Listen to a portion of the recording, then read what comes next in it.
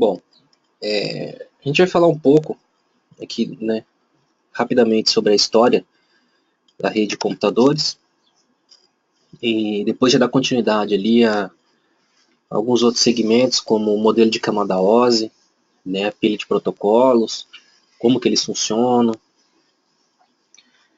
que vai ser uma coisa bem interessante.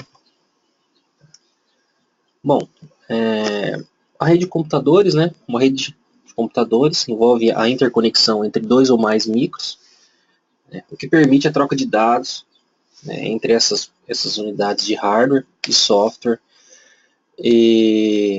Bom, o legal, né, da rede é que nem sempre, esse texto aqui eu vou deixar, vocês têm aí, vocês podem ler depois. Eu não vou ler ele inteiro, vou comentar sobre ele. Tá? E assim, por que se deu, né, o desenvolvimento da internet? Lá nos tempos de guerra, né, eles tinham uma necessidade muito grande, por exemplo, de fazer uma comunicação entre uma base e outra. Né? Só que o que acontecia?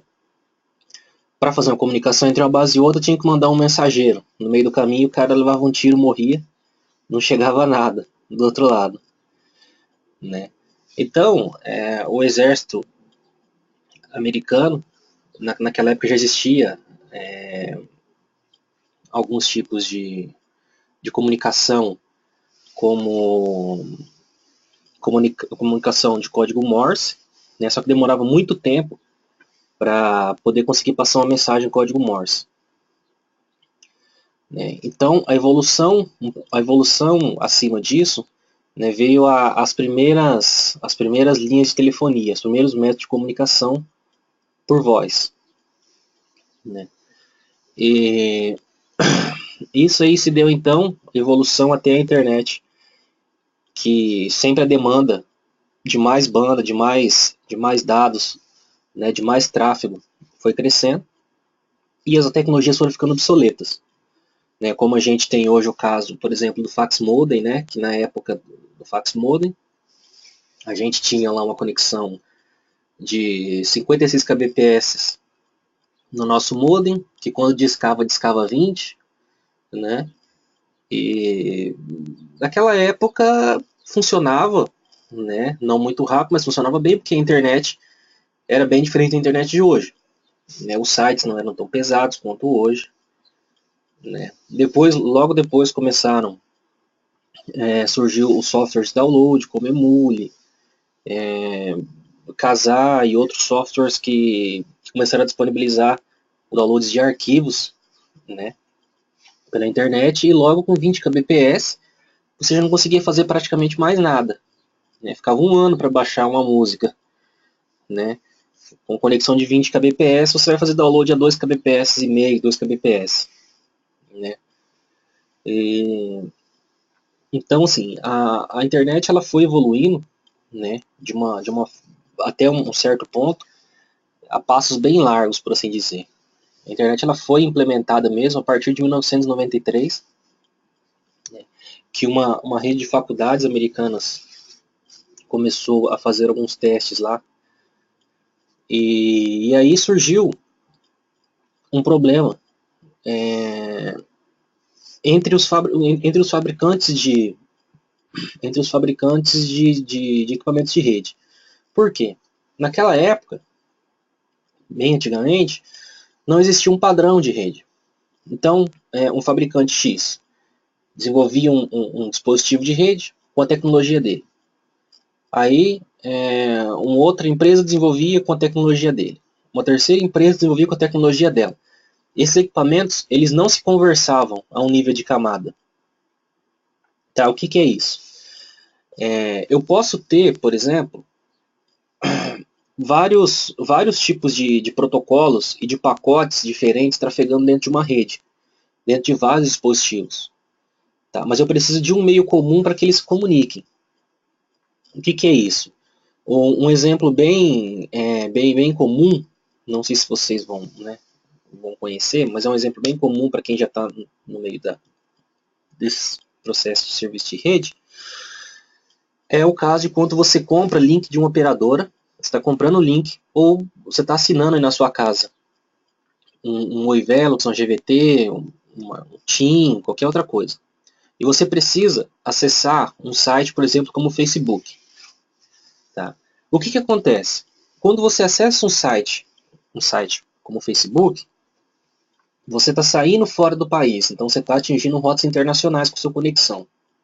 Ou seja, você não tá, a Oi, por exemplo, ela não está te levando com o cabo dela diretamente até no servidor do Facebook lá nos Estados Unidos, lá na Califórnia, etc.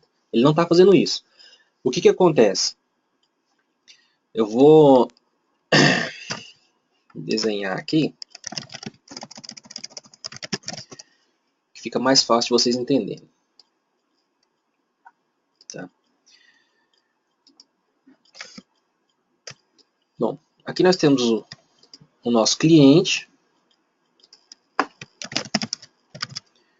Nosso cliente, né? A nossa operadora.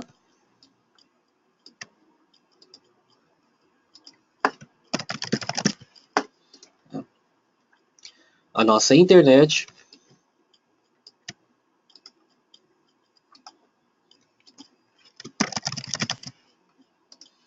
E vamos fazer como exemplo aqui o Facebook, por assim dizer, onde a gente quer alcançar.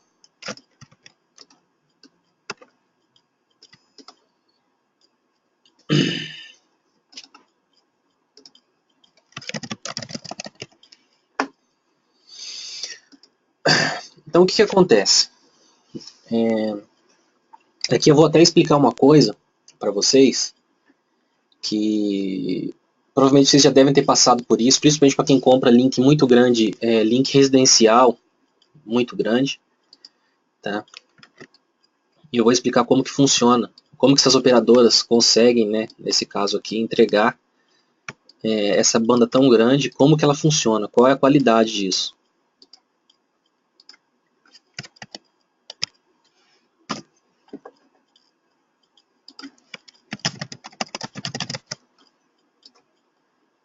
Bom, aqui é o seguinte, pessoal, aqui nosso cliente, operadora, internet, Facebook.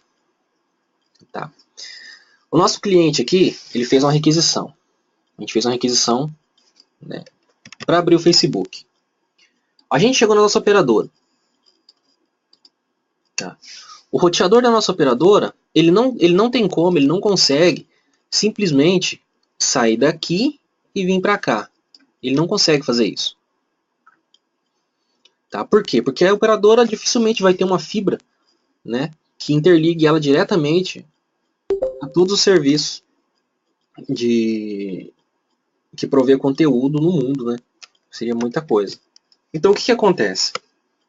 Quando o cliente faz essa requisição, a operadora ela identifica essa conexão, o roteador da operadora, né, identifica essa conexão que está saindo internacional ali, no caso, né, ela vai jogar para a internet, ela vai sair para a internet. Quando ela sai para a internet, ela vai chamar, se essa operadora estiver participando, um recurso chamado PTT. Tá? O que é o PTT? O PTT, deixa eu desenhar aqui.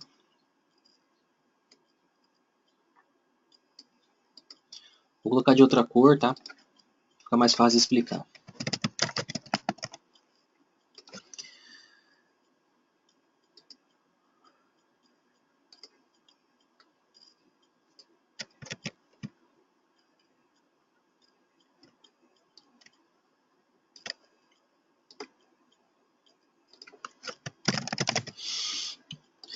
O PTT, pessoal, ele é onde os provedores de conteúdo eles se reúnem, eles se concentram ali.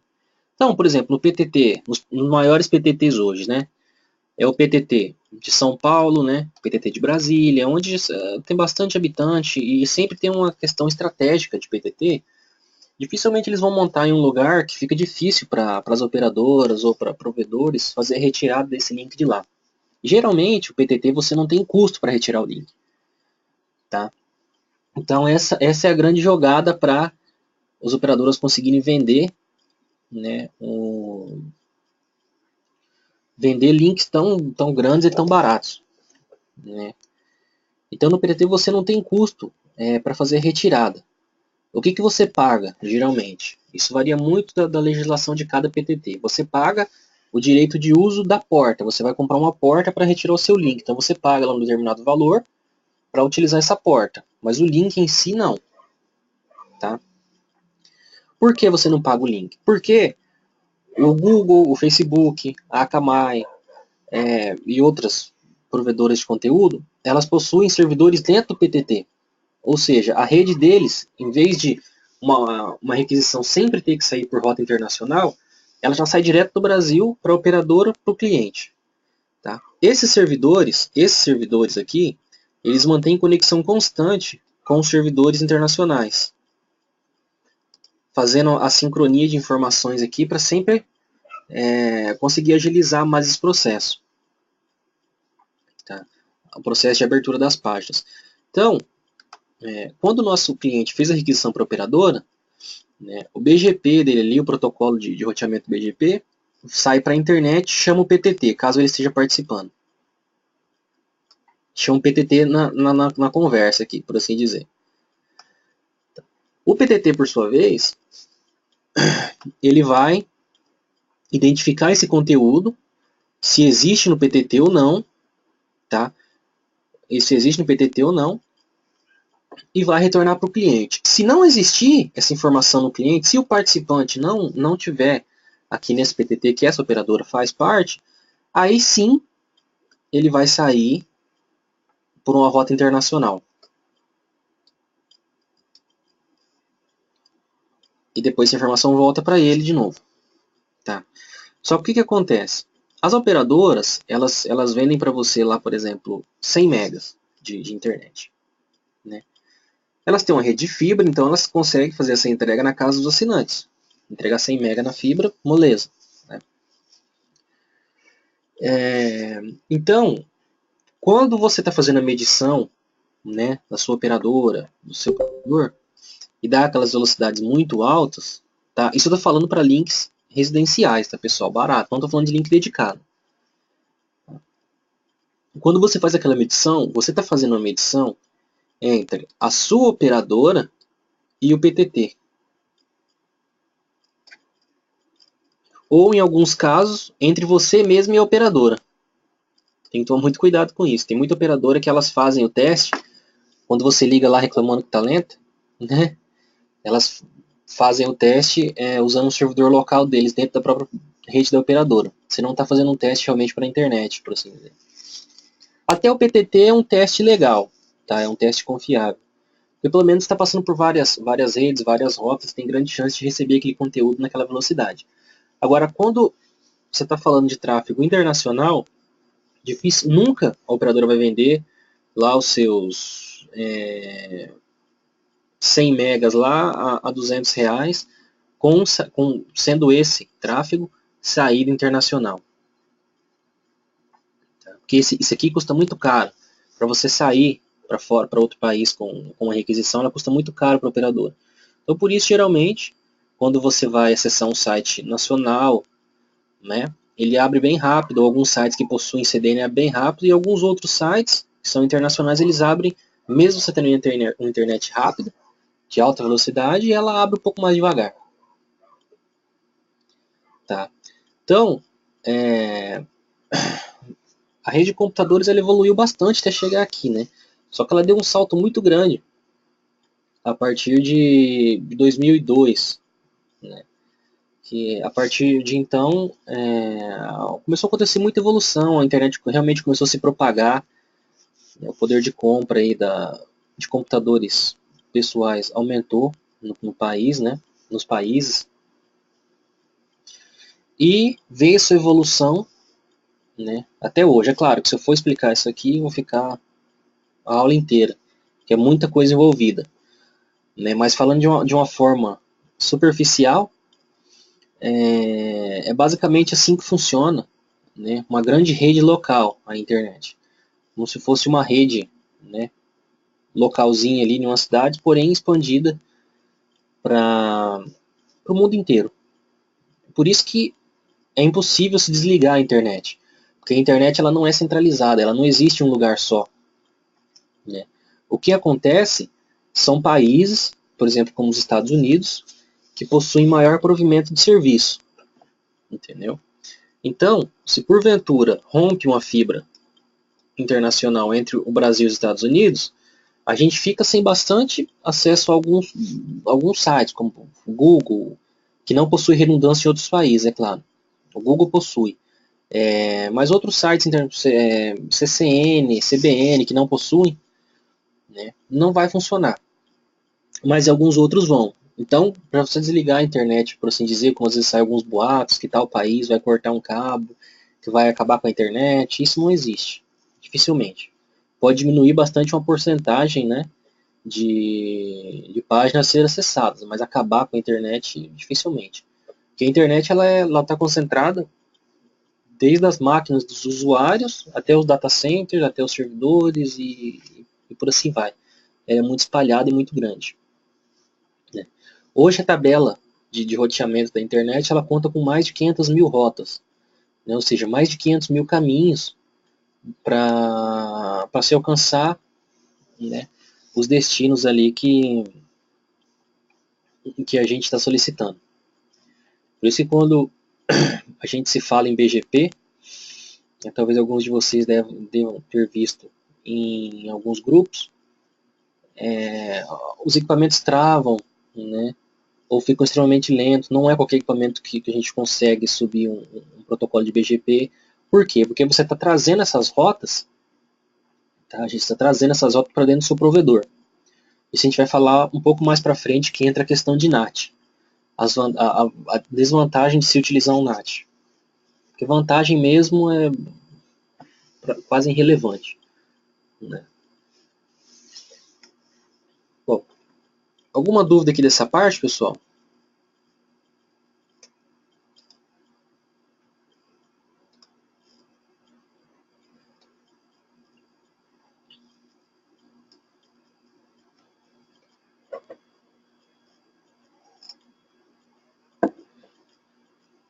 Tranquilo.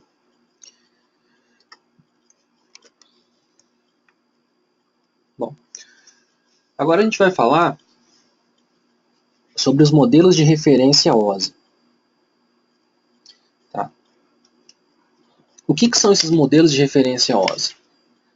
O modelo de referência OSI ele foi um modelo, né, projetado como referência para implementação de uso, de desenvolvimento de alguns fabricantes, para solucionar justamente aquele problema que eu comentei com vocês no começo, lá no começo da internet, que havia uma sincronia muito grande entre os fabricantes, né? Uma tecnologia não se falava com outra. E, por exemplo, se uma determinada cidade tinha um determinado fabricante atendendo e uma outra cidade vizinha tivesse, elas não conseguiriam se falar. Então, falando na parte burocrática da coisa, começaram a ser desenvolvidos vários institutos, né, para poder fazer uma padronização. Não que hoje realmente os fabricantes sigam ao pé da letra, né, a padronização, mas melhorou bastante. Pelo menos a gente já consegue, em alguns casos, na maioria dos casos, montar uma rede aí com vários equipamentos, né, mesmo que todos eles não funcionem sincronizados, mas a gente consegue trabalhar com mais de uma marca de fabricante na rede. Alguns têm as suas particularidades, né, como seus protocolos proprietários, como é o caso, por exemplo, da Ubiquiti, que tem o Armax, né? Então, quando a gente tem o Armax ativo, que o Armax é ativo apenas do lado AP, quando a gente tem ele ativo, a gente não consegue conectar nenhum fabricante, nenhum outro fabricante, né, que não seja o Ubiquiti naquele setor. Porque é um protocolo proprietário, os dados de criptografia e descriptografia somente a Ubiquiti conhece, o equipamento conhece e os outros fabricantes não conhecem. Assim como a Microtik tem o NV2, né, a Intelbras tem o IPO e assim sucessivamente. Então, por exemplo, quando a gente desativa esses protocolos, a gente já consegue utilizar outros equipamentos conectados nele. Mesmo que perca-se eficiência e não se deva fazer isso, para quem faz já começa a parar ou planejar para parar. Tá? Jamais misture equipamentos. Falando em Wi-Fi, né? Jamais misture fabricantes falando em transmissão Wi-Fi, porque se perde muito desempenho, né, em transmissão de dados. O modelo de referência OSI ele é composto por 7 camadas. Essas camadas,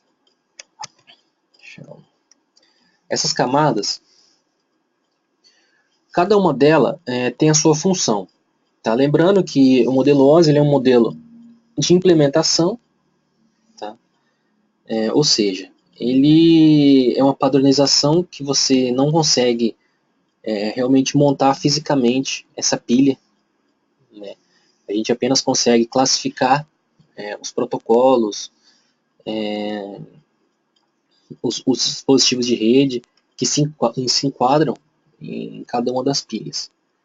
Tá? Mas a gente não consegue realmente montar ela fisicamente, porque fisicamente ela não existe, é apenas um conceito, por assim dizer.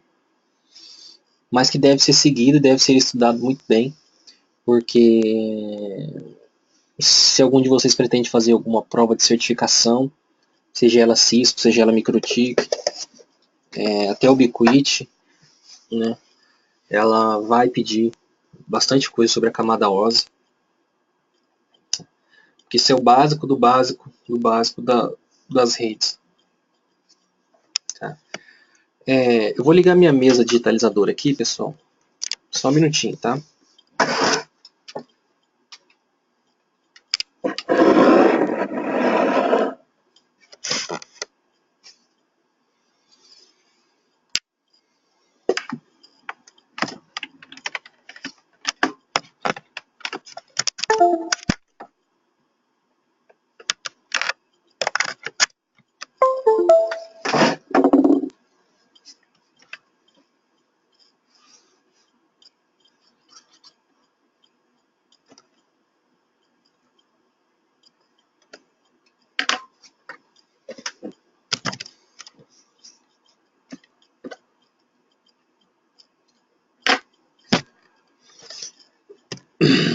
Bom, esse é o modelo, né?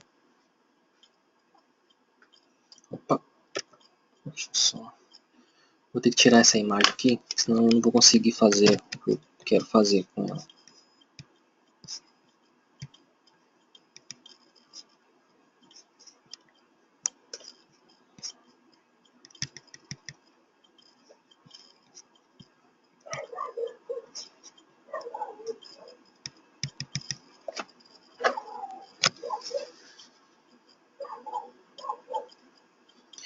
Bom, pessoal, essa aqui é o modelo OSI, né? Aqui estão os nossos usuários e aqui estão as camadas, tá?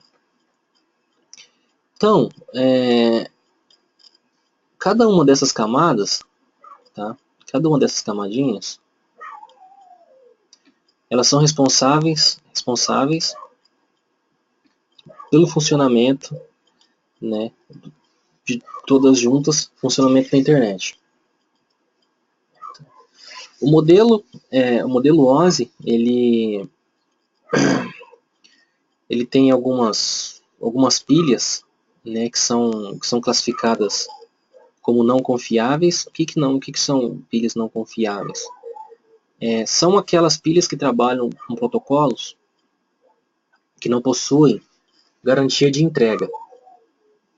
Tá? O que é garantia de entrega? É realmente garantir que uma determinada imagem vai chegar na onde ela deva chegar com a mesma integridade que ela saiu, né? Então, basicamente é isso. Tá? Existem hoje, né, o padrão que a internet funciona.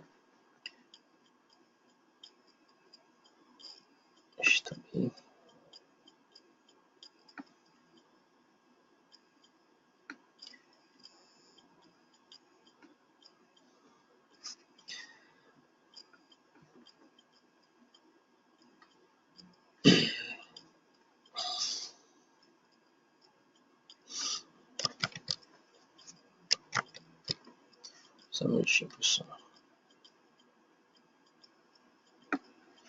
Tá falhando muito aqui o desenho, mas depois eu explico. Bom, o modo que a internet trabalha hoje, ela trabalha em cima do protocolo TCP/IP. Tá? Por quê? O protocolo TCP/IP, ele é um protocolo, né, que ele encapsula informações dentro dos pacotes, né? O que é encapsular? Ele pega um determinado pacote recebido de um programa, por exemplo, que um programa está enviando para outro. Então ele pega esse pacote grande, por assim dizer. Esse pacote, se ele for dividido em partes menores, ou seja, ele sofrer fragmentação, as partes desse pacote elas vão ser etiquetadas pelo protocolo TCP/IP, que é um protocolo de controle, né? Um protocolo de transmissão de controle. Ele vai fazer uma etiquetação desses pacotes e vai enviar. Caso, por algum motivo, no seu receptor ele chegue fora de ordem, ou com as informações de cabeçalho diferente da origem, tá? O receptor consegue identificar isso e corrigir essa falha. Se ele não conseguir corrigir, ele vai gerar uma retransmissão, mas geralmente ele consegue corrigir. Depois eu vou mostrar até um exemplo prático aqui de como que isso funciona. Tá? Que contra o TCP/IP nós temos hoje o protocolo UDP, que é um protocolo que funciona por datagrama. Tá? Um exemplo bem comum de um software que usa o protocolo UDP é o Torrent, Torrents, na verdade, em geral. Né? Por quê? Porque o Torrent ele não precisa de uma garantia, né, muito grande, porque os arquivos já vêm com a criptografia nativa no próprio Torrent. Né? Agora, o The Pirate Bay mesmo tem o Magnetic, né, que é uma tecnologia deles, e os outros também devem ter a dele. Então a criptografia ela é feita, nesse caso do Torrent, né, direto na camada de aplicação, que é a camada onde... eu vou explicar camada por camada agora, daqui a pouquinho. Tá? Mas a camada de aplicação é onde ocorre o processamento dos pacotes e protocolos de nível mais alto. Ou seja, pacotes e protocolos a nível de software, de servidores, como o protocolo HTTP, como o protocolo de navegação. Né? Tudo isso acontece aqui na nossa camada 7. Tá.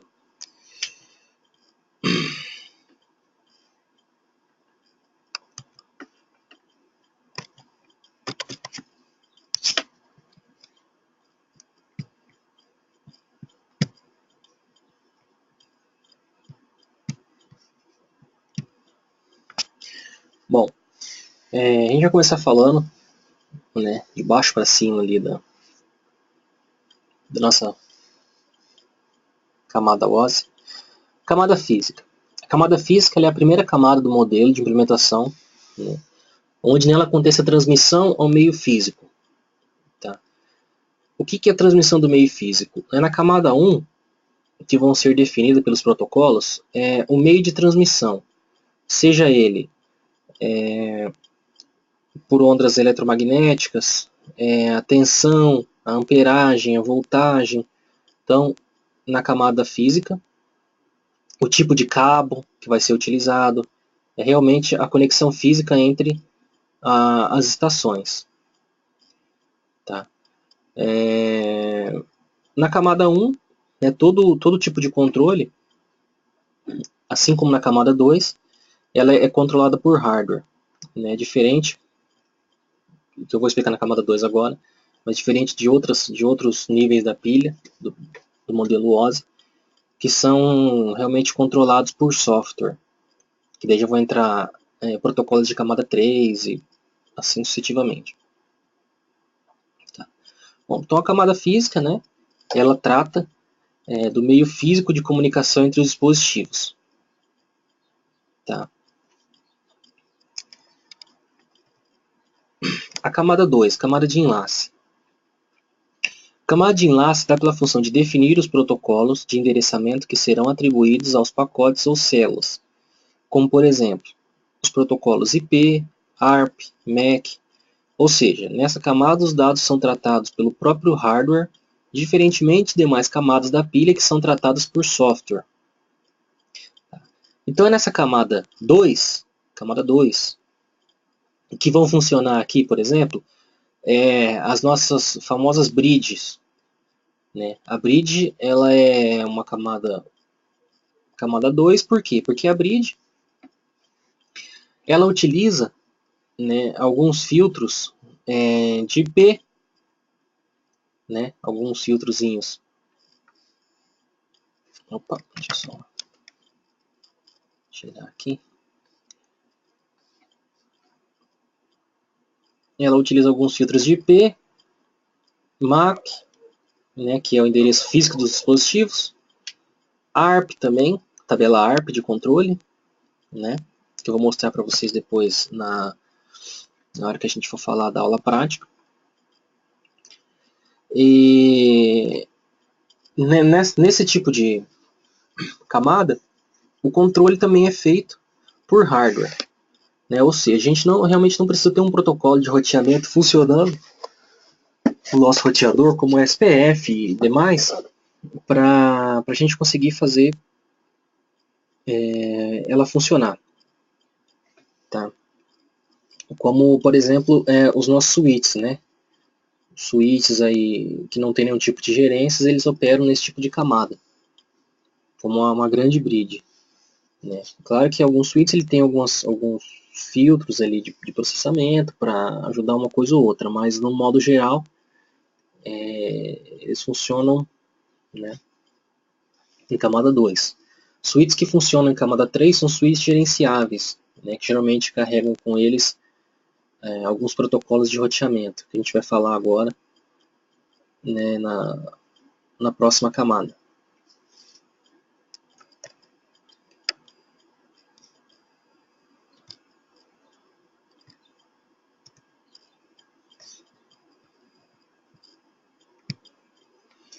A camada de rede. A camada de rede provê a comunicação independente do meio e é nela que acontece o conhecido roteamento de pacotes, onde a camada determina o destino e a origem dos pacotes, bem como a sua confiabilidade de entrega. Um exemplo de protocolos que operam nessa camada é o SPF, RIP, etc. Faz parte da pilha de protocolos TCP que estudaremos mais à frente. Protocolos de camada 3, pessoal, eu vou dar um exemplo aqui para vocês.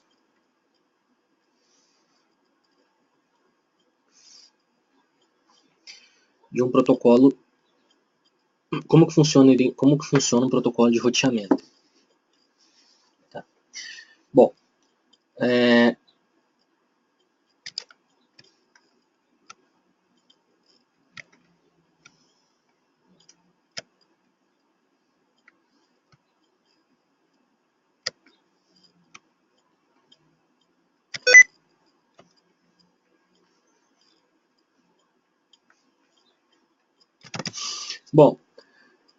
vamos considerar que cada uma, né, desses círculos são um ponto da nossa rede. Tá? Considerando que aqui a gente tem o nosso usuário,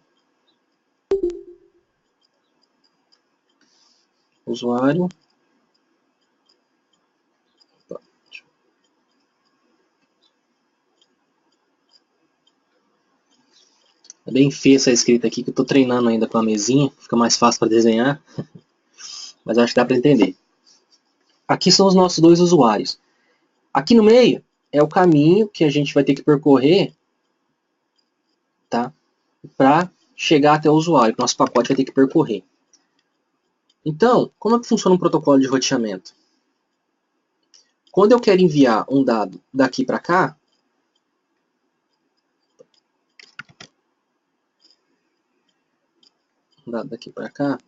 vou precisar passar ou por cima ou por baixo. Tá? Ou por cima ou por baixo. Um protocolo de roteamento, ele vai definir para mim qual vai ser o melhor caminho para mim atingir o meu destino. bem como a forma mais rápida disso acontecer e gerando menos broadcast na rede, que a gente vai ver depois, depois que a gente terminar a camada OSI, a gente vai falar sobre o roteamento, como que funciona a bridge, roteamento dinâmico e etc. Então, o protocolo de roteamento, basicamente, o que ele vai fazer? Ele possui dentro de cada roteador, da sua tabela de roteamento, as informações de toda a rede. Então, sempre que ele precisar fazer o encaminhamento de um pacote, um determinado arquivo, ele vai consultar aquela tabela, vai saber quais são os roteadores no caminho, tá? E vai fazer o encaminhamento. O que não ocorre em camada 2, que é com as nossas bridges. Por quê? Porque o roteador não sabe onde está ninguém. Ele não sabe onde está o usuário, ele não sabe nada dentro da rede. Ele só está roteando o pacote adoidado para dentro da rede, para os usuários, para todo mundo. E aí o que acontece? Quando a gente tem uma rede, por exemplo, uma quantidade de 50 conexões a mais dentro da nossa própria rede, isso pode gerar alguns problemas. Tá? O que são esses problemas? São os problemas de camada 2, que a gente chama. Que são os problemas que a gente se tem por utilizar muita bridge. Que é um termozinho chamado de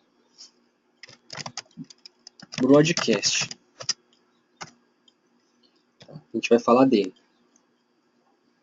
Como evitar, né? Como evitar o broadcast e quando utilizar ou quando não utilizar, a gente vai falar dele. Então, basicamente, o protocolo de roteamento ele funciona assim, definindo dentro da rede qual o melhor caminho, né? Se esse é o caminho mais melhor, ou se esse é o caminho melhor. Então, tudo isso é responsabilidade do protocolo de roteamento. É claro que todos os protocolos de roteamento, eles basicamente fazem a mesma coisa, só que na parte de roteamento. Porém, cada um tem sua particularidade na confiabilidade e funcionamento do protocolo, que nem sempre o caminho menor é realmente o caminho melhor. Tá? Nem sempre. Então, é papel do protocolo, é papel da camada 3 definir isso. Os protocolos que funcionam em camada 3 definir isso. Tá? De repente, eu tenho uma conexão que eu tenho apenas um salto, assim como é chamado, apenas um salto no meio da rede para chegar até o meu destino, porém eu tenho enlaces de qualidade ruim aqui. E quando eu precisar passar bastante banda, eu vou ter bastante perca de pacotes na rede, bastante retransmissão. Tá? Ou seja, o meu protocolo ele vai identificar que esse é um caminho menor, porém ele não vai saber se esse realmente é um caminho melhor. Tá? Bom, e na bridge não preciso falar, né? Ele não tem definição de nada, ele simplesmente envia para qualquer lado. Todos os computadores param para escutar, que a gente vai falar mais para frente. Então, camada 3, camada de rede, né? Tranquilo. A camada 4. A camada de transporte, ela é responsável por pegar os dados da camada de sessão, né? E é uma camada que está abaixo dela, acima dela, na verdade. Está errado, depois eu vou ter que corrigir aqui. E repassar para a camada de cima da camada de rede. Tá? Algumas funções dessa camada. Controle de fluxo, né? Trata de colocar os pacotes recebidos em ordem, caso eles tenham trafegado fora de ordem. A verificação de erros, né? Enviando para o transmissor uma informação de reconhecimento, ou acknowledge, ou conhecidamente, talvez por alguns, como ACK. Tá? O ACK ele é bastante conhecido para se medir retransmissões de dados em redes wireless. Tá?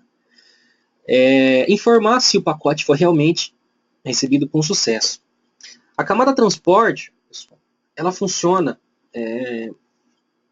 Bom, aqui já ficou bem explicado, né? Não tem muito o que falar. Mas um dos protocolos que funcionam na camada de transporte é o protocolo TCP/IP. Por quê? A camada de transporte, aqui ó, a gente viu aqui que ele, cadê, traz de colocar no pacote recebido em ordem, ó, recebido em ordem, né? Ou seja, aqui o protocolo TCP/IP vai funcionar. É esse tipo de recurso aqui que esse protocolo faz. Organizar o envio e o recebimento dos pacotes. Tá? Verificação de erros.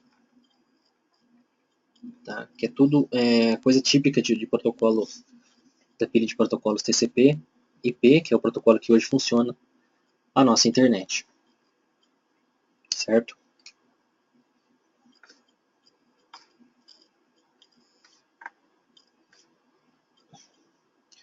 Bom, a camada de sessão. Ela permite que duas aplicações e computadores diferentes estabeleçam uma sessão de comunicação. E nessa sessão, essas aplicações definem como será feita a transmissão dos dados e colocam a marcação nos dados que elas estão sendo transmitidos, garantindo assim que, porventura, o usuário estiver baixando um e-mail e a comunicação falhar, quando a mesma retornar, ela irá continuar do ponto em que parou. Nessa camada, por exemplo, é nela que funcionam os protocolos que vão controlar a confiabilidade de sessão. Tá? Como, por exemplo, um download. A gente está fazendo um download lá de um determinado arquivo e a internet cai. Antigamente, o que acontecia? Se a internet caísse, a gente perdeu, se estivesse em 99,9% na nossa discada lá, que ficamos um ano baixando, perdemos tudo, mais um ano para baixar de novo. Né? Hoje não. A gente está fazendo nosso download, caiu, dificilmente hoje a gente vai contar com servidores hoje que não utilizam algum protocolo de sessão para esse tipo de controle. Tá? Ou seja, o download ele sempre consegue retomar de onde ele foi parado, de onde ele foi pausado ou onde a conexão se perdeu. Ele consegue, o servidor salva aquela sessão daquele determinado usuário e o computador do usuário, um aplicativo que está rodando no computador do usuário, também salva aquela sessão. Quando a internet volta, ele envia de novo, o nosso computador envia o pedido para o servidor valida essa sessão, identifica, em alguns casos, né, em alguns servidores mais arrojados, identifica se aquela sessão realmente é válida ou não e libera o download. Na maioria das vezes, isso não precisa desse tipo de verificação. Apenas o computador fazendo a requisição com o nível, né, com a altura que está o download, com os dados ali binários que identificam a porcentagem de download, o servidor já consegue retornar isso aí e continuar de onde parou. Assim como funciona o e-mail e outras aplicações. Tá? A camada de apresentação. A camada de apresentação ela cuida da transparência de representação de dados, bem como a compactação dos dados para agilizar sua transferência. Um exemplo prático de utilização disso é como, por exemplo, a gente compactar um arquivo. Tá? O que acontece? Quando a gente vai enviar, por exemplo, eu tenho uma determinada pasta, e dentro dessa pasta tem 1000 fotos. Né? Essas 1000 fotos, elas juntas, a pasta inteira, sem compactação, sem nada, tá? Ela tem lá para mim um tamanho de, sei lá, 50 megas, por exemplo. Certo? Para mim enviar essas fotos, mesmo elas sendo 50 megas e eu tendo uma qualidade de transferência alta, ela vai acabar demorando mais. Por quê? Na hora de transferir, o protocolo vai fragmentar esses meus 50 megas dividido pela quantidade das fotos que tem dentro daquela pasta. Ou seja, ele vai enviar uma foto de cada vez. Uma foto de cada vez até dar 50. Isso vai ser bem demorado, dependendo de alguns casos. Quando eu vou copiar, por exemplo, um backup muito grande do meu computador para um HD externo, né? Aí a gente tem lá um filme, por exemplo, um filme HD de 1.8 GB. Esse filme no medidor ali do Windows ele vai medir lá a transferência de 50, 60 megas, né? E quando eu vou copiar uma pasta, essa transferência cai bastante. Ela vai cair lá para 10, 8, 5 megas, né, por segundo. Por quê? Porque ele está trabalhando com vários arquivos diferentes. Transferindo vários arquivos diferentes. Tá? Então ele não está seguindo nenhum tipo de compactação e nem criptografia. Os protocolos que trabalham nessa pilha, tá? Eles realmente cuidam disso.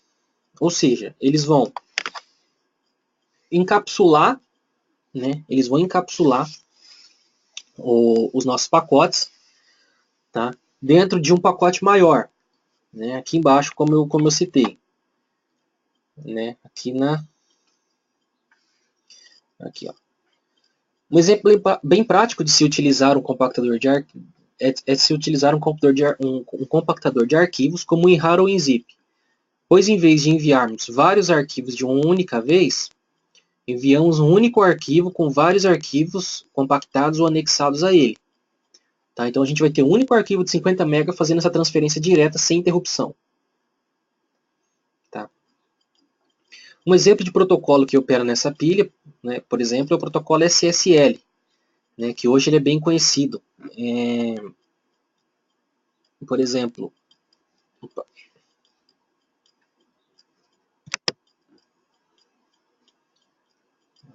tirar aqui. Por exemplo, um protocolo SSL é um protocolo que cuida também aqui do nosso HTTPS, por exemplo. É um protocolo que faz encapsulamento de HTTPS. Tá? Então, é um protocolo que? De criptografia. Tá? Funciona em servidores, né? Fazendo a segurança ali do nosso socket da camada. Tá? Então, a apresentação ela tem essa função. Compacta os dados para ser enviado para a próxima camada, para ela conseguir tratar de uma forma mais eficiente esses arquivos.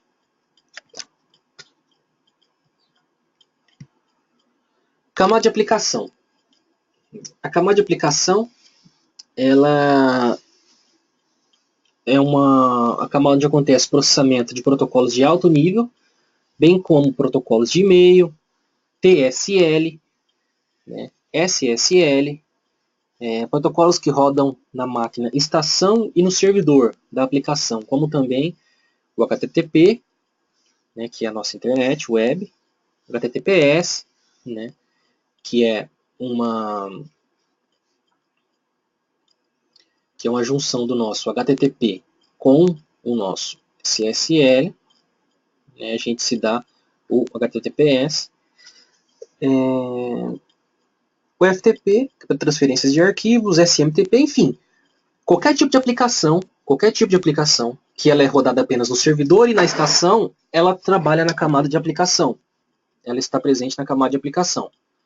Tá? Só dei alguns exemplos, é claro que existem muitos outros protocolos. Tá? Como, por exemplo, um protocolo NetBIOS, que é um protocolo que cuida de compartilhamento de arquivos em máquinas Windows, quando a gente compartilha um arquivo na rede. Tá? Ou seja, esse protocolo está rodando na nossa máquina, quando a gente abre, né, o servidor, ele roda na nossa máquina e abre lá no servidor. Tá? Bom, alguma dúvida, pessoal, sobre isso?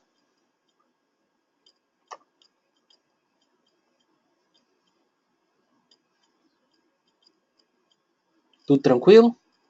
Estão conseguindo entender bem?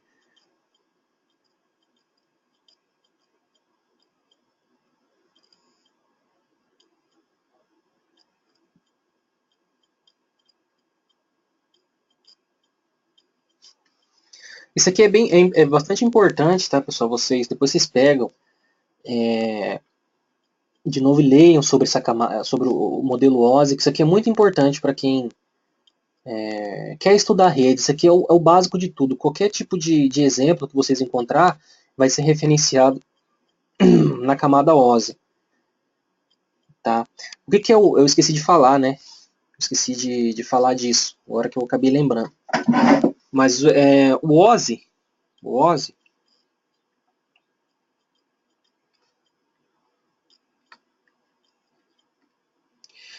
ele é a sigla de Open System Interconnection. Né? O que é isso? Ele faz a interconexão de sistemas abertos. Tá? Uma tradução. Ele faz a interconexão de sistemas abertos. Como que é isso? Ele trata, né, alguns modelos de implementação, tá?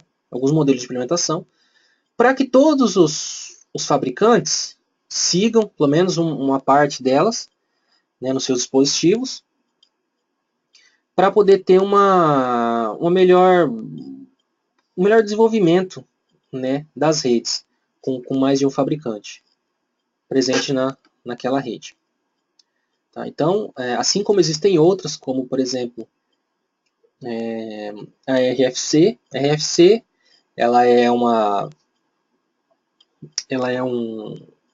recurso onde a gente tem a documentação de todos os protocolos, tá? De todos os protocolos que existem lá nela. Então, por exemplo, eu quero saber mais sobre um determinado protocolo, o HTTP, por exemplo. Eu vou digitar lá no Google, RFC HTTP. Ele vai aparecer para mim. É um arquivo de texto, né, Notepad, em inglês. Só que é uma leitura bem tranquila de fazer. A tradução também é bem fácil de ser feita, caso seja necessário. Então lá, nessa RFC, estão contidas todas a documentação dos protocolos e a padronização. Né? É claro que, por exemplo, alguns fabricantes não seguem a risca, e a RFC ela também tem algumas brechas, como por exemplo, no protocolo ASPF, que é um protocolo de roteamento dinâmico. O que acontece? No protocolo, existe um campo lá, que é a senha, né? A criptografia que a gente consegue estabelecer entre dois hosts na rede, entre duas máquinas, entre dois roteadores. Nesse campo, existem 3 tipos de senha. Ou seja, a RFC do SPF define todos os fabricantes eles têm que ter sem autenticação, que é none, que conta como autenticação também, né, na cabeça deles. Autenticação de texto plano. Tá? O que é texto plano? É uma autenticação exatamente assim. Ela é salva no banco de dados como um texto comum. Por exemplo, qualquer senha camada. Essa senha vai ser salva desse jeito, exatamente, sem nenhuma criptografia, nada em cima. Desse jeito ela vai ser salva. Então, texto plano. E a MD5. A MD5 ela é um hash, né? Ela é uma criptografia que, por exemplo, eu escrevo camada e MD5 ela vai ficar bem maior, com várias letras, números e etc. Fica irreconhecível assim, né? Para a gente conseguir saber o que está escrito aqui, a olho nu, por assim dizer. E apenas quem tem a chave para fazer essas descriptografias é o fabricante. Então aí entra uma questão. Se eu tenho uma rede com 2 roteadores, um de uma marca, por exemplo, Microtik, mais conhecido, e o outro Cisco, ambos rodando o SPF, preciso utilizar uma criptografia MD5, esquece, não vai funcionar. Eles não vão, o Microtik não sabe decodificar o Cisco e o Cisco não sabe decodificar o Microtik. Tá. Se eu preciso rodar se isso não é um problema, eu possa rodar como texto plano ou sem criptografia, beleza, vai funcionar. Tá? Lembrando que é sempre melhor a gente, na medida do possível, utilizar o mesmo fabricante sempre na rede. Casar com ele e utilizar ele. Ou, se eu tenho um determinado do grupo, tem vários grupos de dispositivos, buscar sempre naqueles grupos utilizar a mesma marca. Tá? Bom, entenderam isso aqui, pessoal? Tranquilo?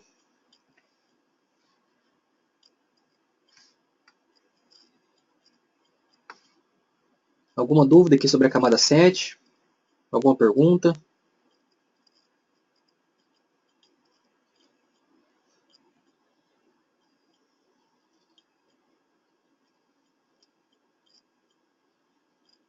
Joia.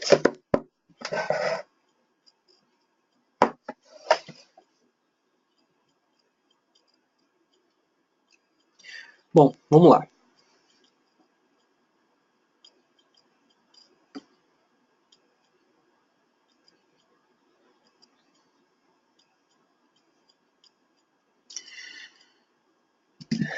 Aqui é o seguinte, pessoal. Deixa eu só ver aqui, eu acho que eu sem a legenda. Ah, não, a legenda está aqui embaixo.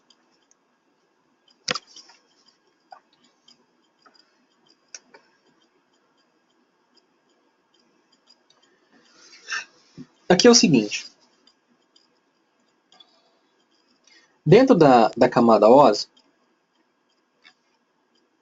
existem alguns termos que a gente utiliza para montagem da pilha. Tá? Isso aqui, na maioria das vezes, quando você vai assistir algum vídeo de camada OSI, o pessoal não fala sobre isso, mas é uma coisa importante. Tá? Isso aqui é a parte de encapsulamento das camadas. Como que funciona? Quando a gente precisa, por exemplo, aqui, ó,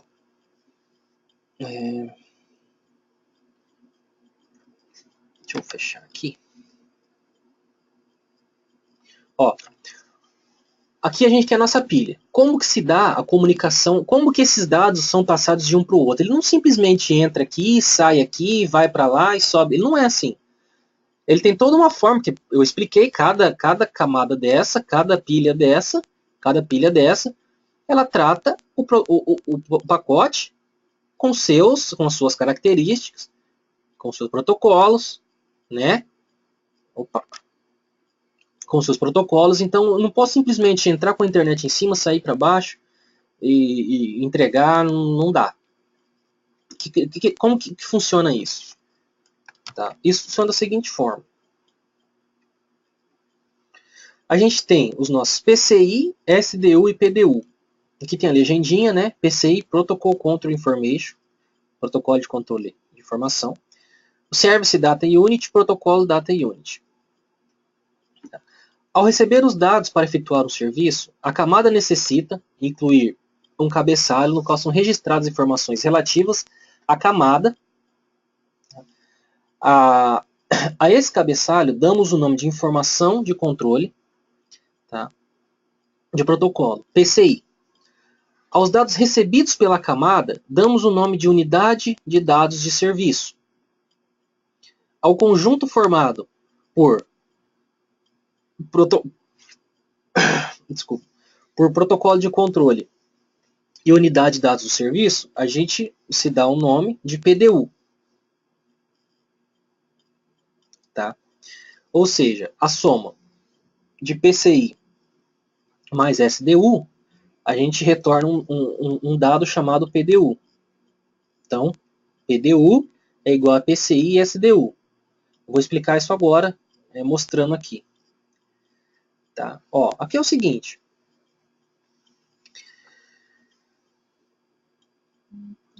O dado o PDU, no nosso PDU, no caso, é a nossa aplicação inteira. Tá? Nossa aplicação inteira. A SDU, ela é referente à nossa camada de aplicação. Tá? Ou seja, a camada, se fosse de baixo, camada de apresentação, camada de sessão, camada de transporte. E a PCI é o que faz o controle.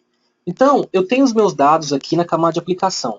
Quando ele passa para baixo, a camada de apresentação dele vai inserir o protocolo de controle mais o protocolo da camada, o SDU, que é o nosso controle de serviço. Então, eu vou inserir a informação do meu protocolo, a característica para ele saber que esse pacote está vindo da camada de apresentação. Tá? Eu vou identificar o meu serviço que está rodando dentro dessa camada e vou gerar o meu outro pacote chamado PDU. Tá? Nesse PDU, quando ele passar para baixo, o processo vai se repetir. A camada de baixo, ela vai inserir o PCI dela, mais o SDU dela, e vai gerar outro PDU. Dessa forma, a gente vai encapsulando os dados. Tá? A gente vai encapsulando os dados. Como que funciona? Eu tenho as minhas 7 camadas. 1, 2, 3, 4.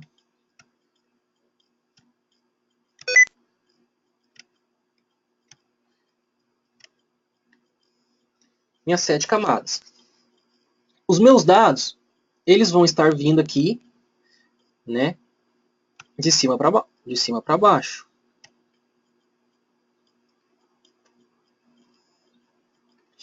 Tá? Meu pacote está vindo de cima para baixo. Então, como que vai funcionar? A minha camada de cima, né, a minha primeira camada aqui, a sétima, na verdade, né, camada de aplicação, ela vai pegar o PCI dela, tá? Ela vai pegar o PCI dela, vai inserir esse protocolo de controle, ou seja, ela vai identificar que isso aqui é da camada de aplicação, mas o SDU e vai gerar o nosso PDU da camada de aplicação. Isso aqui vamos representar como nosso pacote. Essa bolinha aqui é o nosso pacotinho. Então ele saiu da nossa... Isso aqui é o nosso PDU. Né? Vamos identificar melhor assim. Essa bolinha aqui. Pintar ela toda.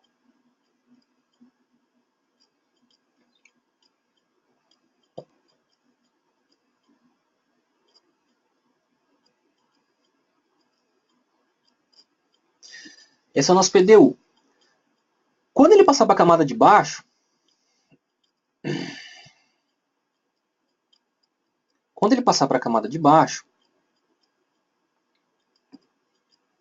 tá?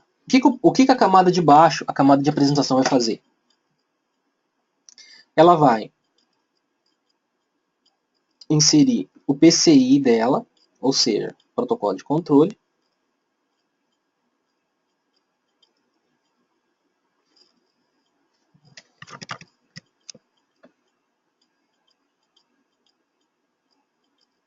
ela vai inserir o PCI dela, tá?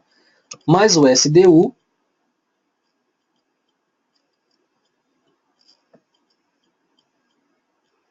e vai gerar o PDU dela, da camada de apresentação. Aqui embaixo, agora, ele vai pegar o nosso pacotinho, que veio de cima, na camada de apresentação. Esse aqui é o nosso pacotinho que veio de cima. Ele vem encapsulado com o PDU da aplicação. Agora a gente vai para a apresentação. O que ele vai fazer? O que o PDU vai fazer? Ele vai encapsular esse pacote. Ou seja, ele vai, em volta dele, adicionar as informações dessa camada.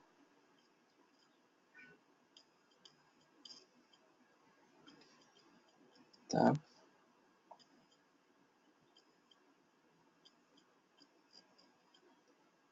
Então aqui a gente já tem um encapsulamento. Quando ele passar para a camada de seção, vai acontecer a mesma coisa. Ele vai inserir o PCI mais o SDU, que é o serviço que está rodando, e vai gerar o PDU.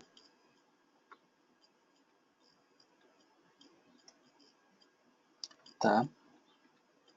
Aí, o que ele vai fazer? Ele vai pegar esse pacote aqui e vai encapsular com o PDU dele. Ou seja, ele vai inserir as informações daquela camada. E assim sucessivamente, até chegar no fim. Aí, pessoal, aqui a gente tem nossa camada de aplicação. Né? Aqui é a nossa camada de aplicação.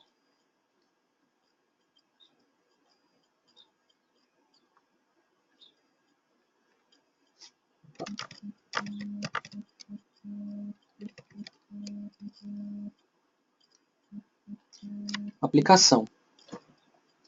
Nessa camada de aplicação, ela vai descendo tal, até chegar na nossa camada física. Quando esses dados, essa pilha, ela começa de cima para baixo e ela termina em cima de novo, só que do outro lado. Tá? O pacote ele vai percorrer esse caminho, certo? e vai chegar lá no outro lado, nosso destino.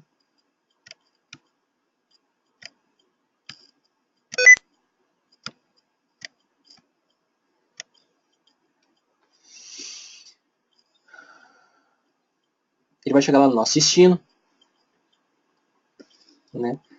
Aqui por baixo, ele vai chegar aqui na camada física, o nosso cabo vai levar a nossa informação até a camada física do outro, e aqui esse processo acontece de novo, só que de forma contrária. Ele vai ler o PDU, identificar o PCI, né? E vai gerar o nosso SDU, e até chegar em cima. Quando chegar em cima, ele vai chegar apenas com a informação. Tá? Apenas com a informação. Então, ele encapsula e desencapsula. Né?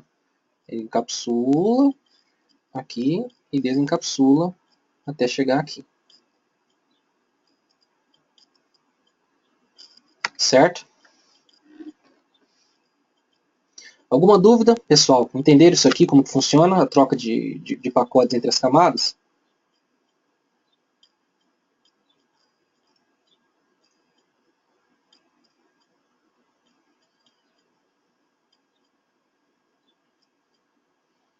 Então, basicamente, a internet funciona baseada nesse modelo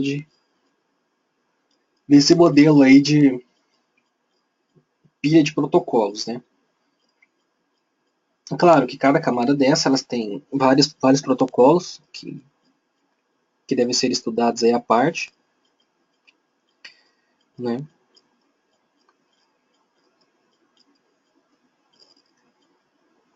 Bom, a topologia de redes, pessoal, eu vou deixar para falar depois do almoço, que ela é um pouquinho mais grande, não vai dar tempo. Aí agora eu vou falar sobre o nosso...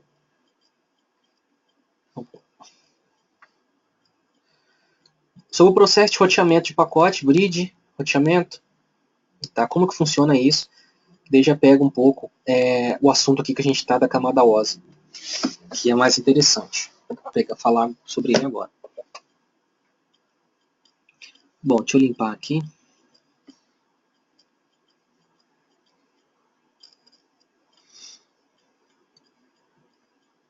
Bom, roteamento.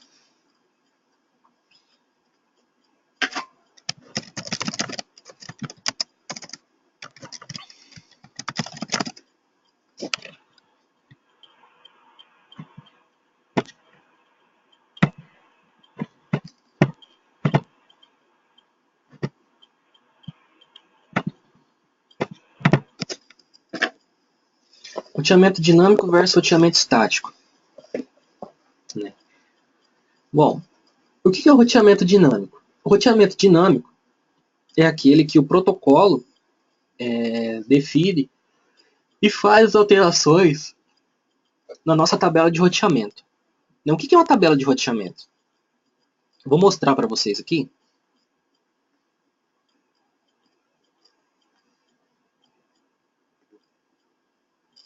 Ó, isso é uma tabela de roteamento. Tá? Estão conseguindo ver aí? Estão conseguindo ver bem a tabelinha?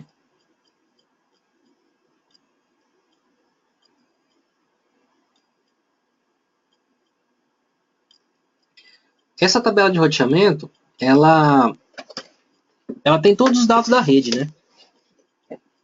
No caso aqui, uma rede roteada, essa aqui, né? Então, os roteadores, eles sabem onde os clientes estão e quando eu preciso fazer qualquer alteração, na verdade, né? Eu não preciso mexer nessa tabela. Quem faz isso para mim é um protocolo de roteamento dinâmico. Ou seja, um protocolo que vai inserir para mim uma rota de um cliente, quando ele se conectar, tudo dinamicamente. Eu não preciso vir aqui adicionar com a mão e ponhar, e depois quando esse cliente tiver que mudar alguma coisa, ter que mudar de novo.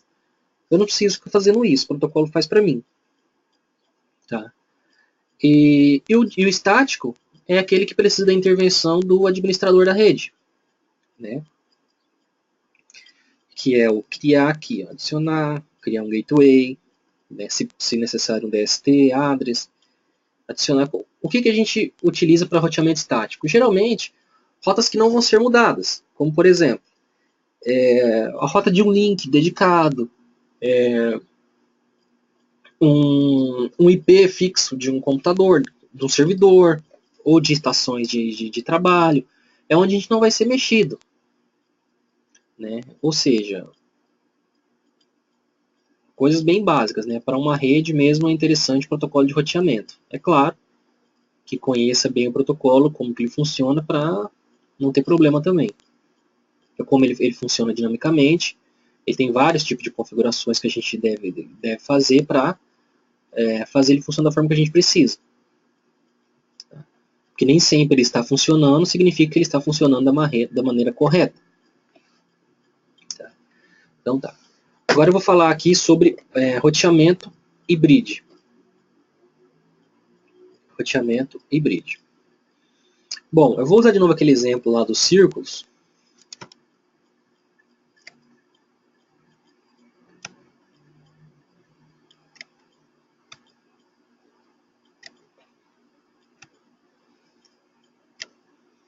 Vou criar vários aqui, que daí dá para dar um exemplo.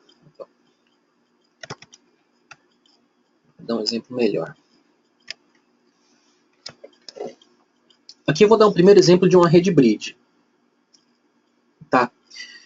A rede bridge, como eu falei, ela não possui controle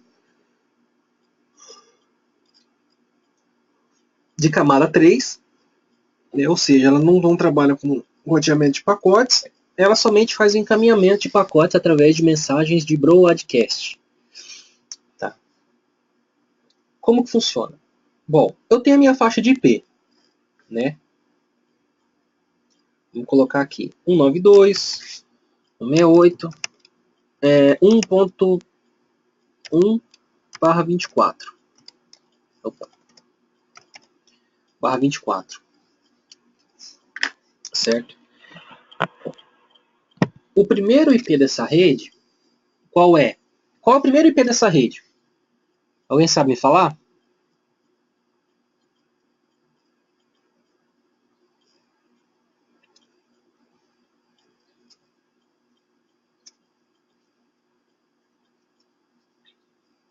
Pessoal?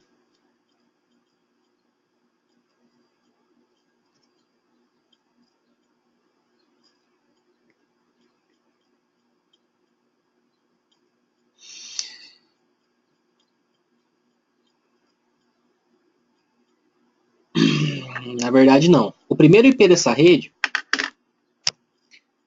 é o nosso IP de network, ou seja, o IP que responde pela nossa network, nosso IP 0. O 0 é um IP também. Ele pode não ser usado, mas ele é um IP. Tá? Ele é um IP.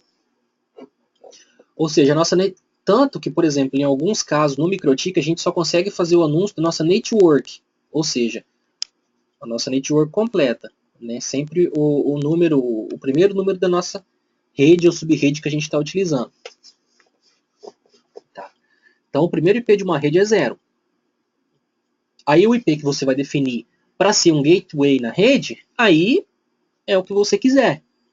Muitos dizem, né, ser 1, mas não necessariamente precisa ser 1 para ser um gateway na rede. A gente coloca por questão mais, pode dizer, cultural.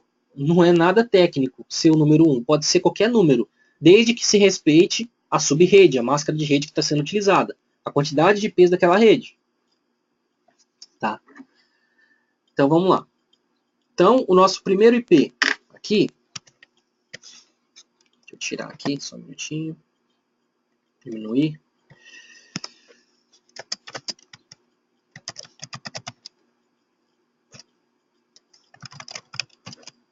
E qual que vai ser o último IP dessa rede? Alguém sabe?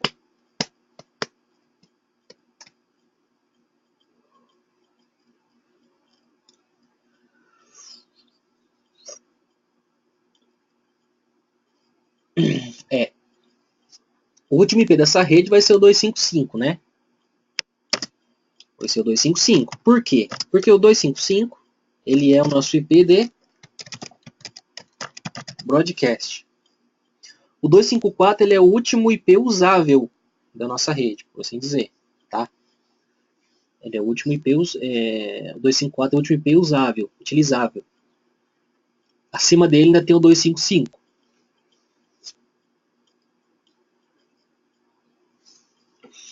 Então, o primeiro IP identifica a nossa network e o nosso último IP identifica a nossa broadcast. O que é broadcast? Broadcast são mensagens que são enviadas pelos nossos roteadores, utilizando-se do MAC, das placas, né, o controle ali, utilizando o MAC, que é a identificação, como se fosse o CPF de cada porta de rede que existe no dispositivo, ele tem um determinado MAC, se elas funcionam de forma independente. Cada portinha LAN tem uma saída de MAC. E o seguinte, como os nossos roteadores têm apenas a saída por MAC,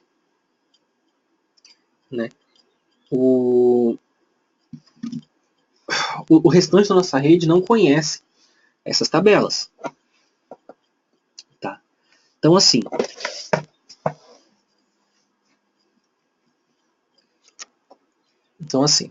a gente tem aqui o nosso roteador de borda.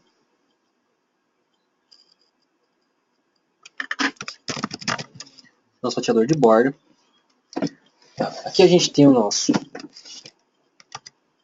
Vou identificar como RT, que é roteador. Tá? Nosso RT1, a nossa RT2...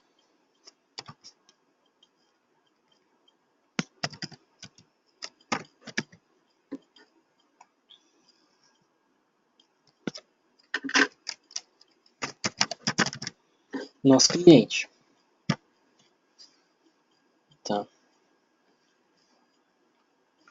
Ou seja, aqui a gente tem a nossa borda, né? Nosso roteadorzinho de borda. E aqui nós temos os nossos roteadores que vão atuar nessas áreas. E aqui, por fim, o nosso cliente. E aqui em cima a gente tem a nossa internet. Vou colocar aqui a nuvenzinha. Nossa internet. Tá. O que é o nosso roteador de borda? É o roteador que vai responder dentro da nossa rede. Isso aqui é uma rede bridge, tá, pessoal? Então, nossa rede bridge é o único roteador que sabe que esse cliente aqui existe. O único roteador que sabe que ele existe é esse cara aqui. Roteador de borda. Esse e esse não faz nem ideia de que esse cara está aqui e de que ele existe. Eles não fazem nem ideia. Então, partindo desse princípio, como que vai funcionar o encaminhamento de pacotes? Tá. Bridge, tudo transparente, né? Só o roteador de borda conhece o cliente, mas não sabe também onde ele está, certo? Dentro da rede. Esse cliente fez uma requisição para a internet. Ele abriu um site. Beleza. Ele veio abrir um site. Opa. Ele veio abrir um site.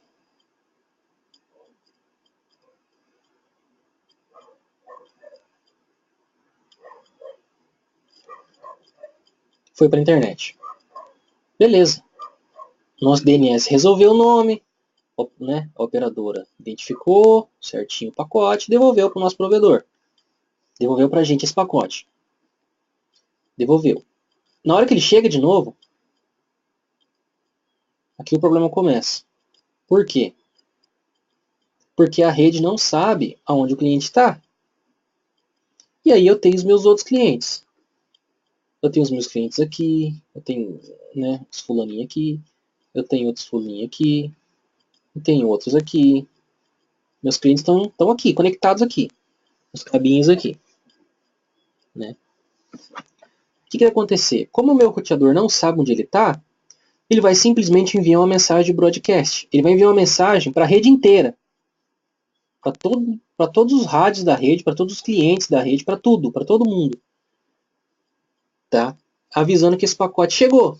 E esse pacote tem que ser entregue para aquele determinado Mac, que ele não sabe onde está. Então, essa mensagem vai vir para esse cara, para esse cara, para esse cara, para esse cara, para esse roteador. Vai descer, vai vir para esse roteador, para esse cara, para esse cara, para esse, para esse. Vai descer, vai chegar no cliente, vai comparar o Mac, vai ver que o Mac deu certo, né? Que o Mac deu certo. E vai entregar o pacote para o cliente. Mas olha o estrago que foi feito aqui atrás. O trabalho que deu isso aqui para a rede. Eu falando de um pacote, uma coisa. Agora imagina aqui 200, 300 clientes acontecendo isso. A todo momento. Vai tornar a rede extremamente instável, vai estressar demais os equipamentos. Tá? Então esse é um dos problemas da rede híbrida. E a questão de gerência também, né, que deixa um pouco a desejar.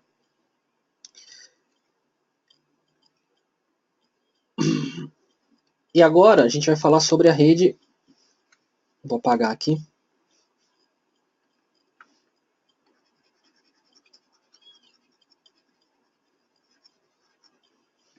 Vamos gerar um novo aqui.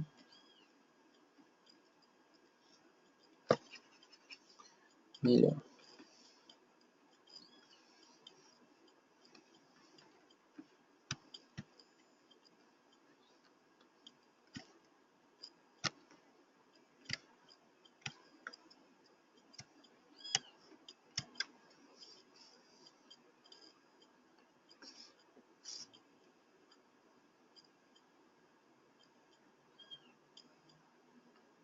O roteador de borda, né? E aqui a gente está rodando um protocolo de roteamento, né? Vou colocar aqui R1, R2 e R3. Nossos roteadores e o nosso cliente que eu esqueci de colocar, vou pôr agora. Nosso cliente.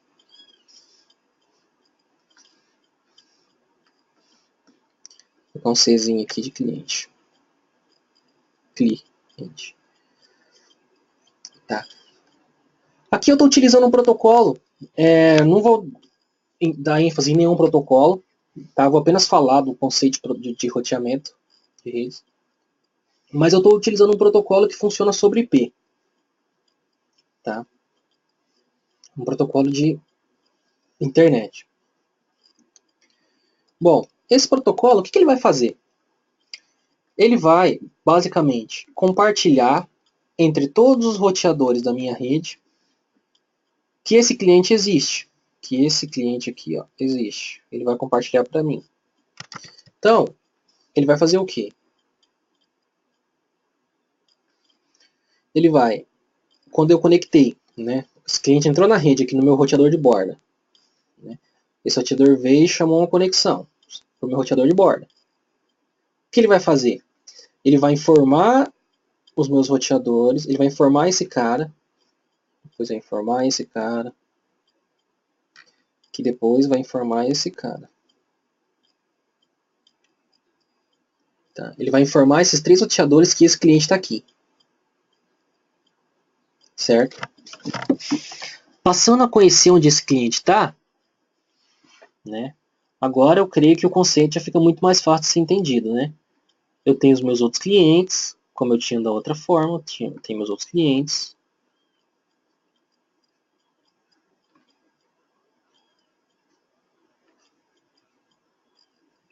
E tem esse cara. Né? Então, o que vai acontecer? O indivíduo foi lá, abriu um site. Abriu o site da Voz e Dados. Lá, requisitou o site. Foi para a internet. O pacote dele voltou. A resposta lá do site da Voz e Dados voltou.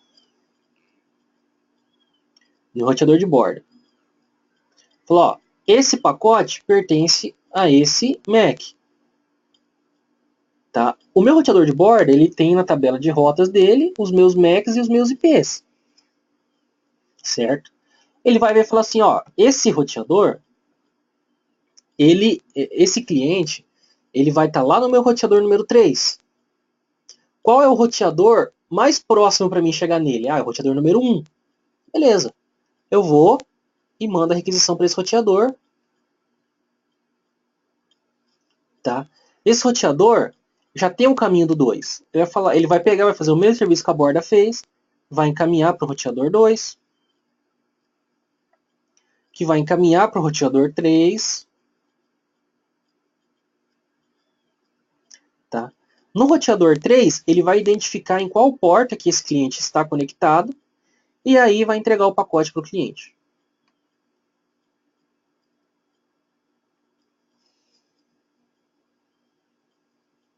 E assim, sucessivamente, com todos os demais clientes da rede. Tá? Então, geralmente, em alguns protocolos, a gente precisa definir na rede um roteador designado. Tá? Ou seja, é um roteador que ele vai ser o responsável por informar, e toda vez que, por exemplo, eu fizer qualquer alteração na rede, eu mudei o IP de qualquer coisa na rede, tá? O roteador que foi feita a mudança, por exemplo, eu fiz uma mudança aqui no meu R2, eu alterei o endereço de IP de uma faixa de um rádio. Ele vai pegar e vai informar lá para o roteador de borda. Ele fala, ó, foi mudado um endereço meu aqui. Ele, beleza. Ele vai informar os roteadores 1 e o 3 disso, porque ele é o meu DR.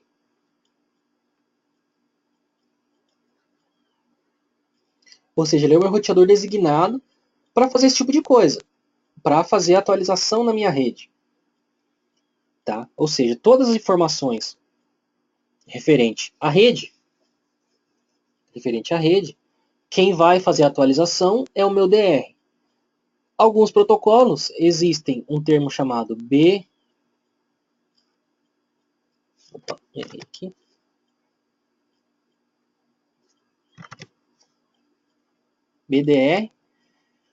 que é um backup. É um backup da tabela de rotas. É um roteador, por exemplo, pode ser o 2, meu BDR.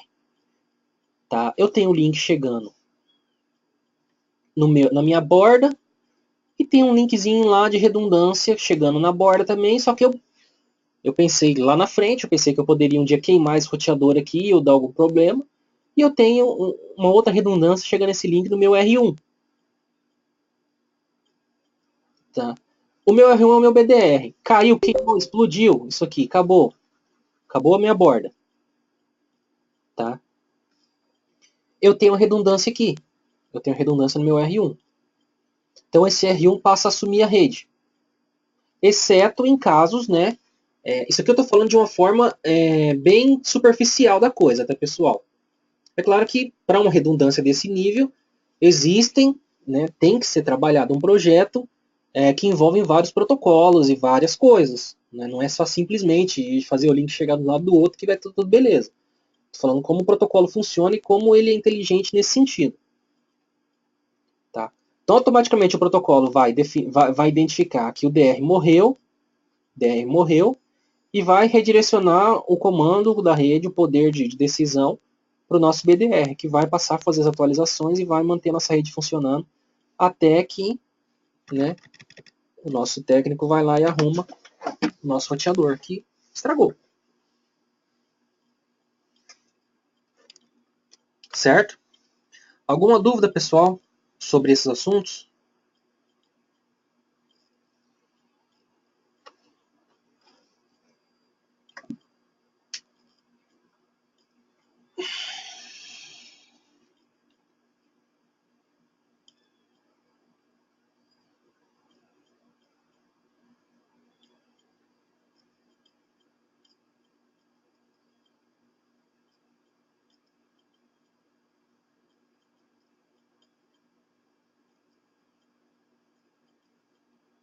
Tranquilo, tranquilo? Então tá.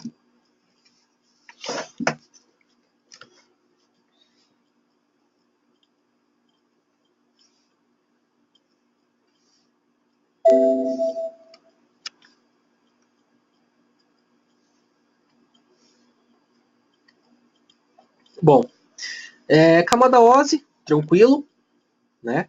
Tranquilo. PCI, SDU, PDU também tranquilo. Roteamento, tranquilo. Já fizemos.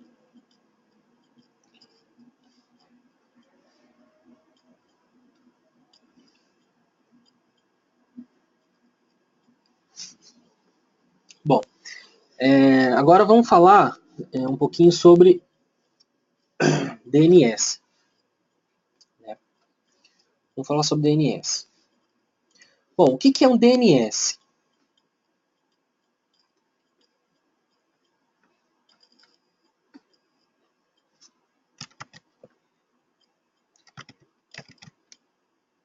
Vou escrever aqui mais rápido.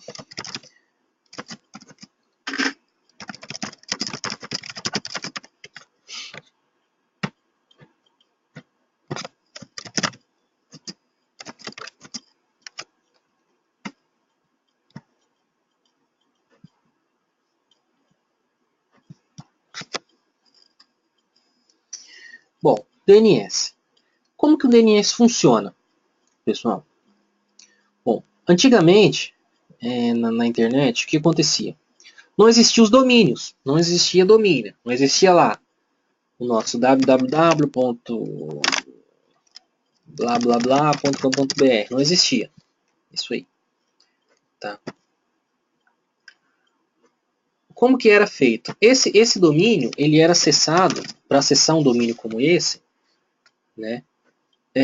Tinha um determinado IP, sei lá, tipo 187.65.2.252.3, tá? Tinha um determinado IP. Então, se a gente quisesse acessar um site, todo site tinha um determinado IP.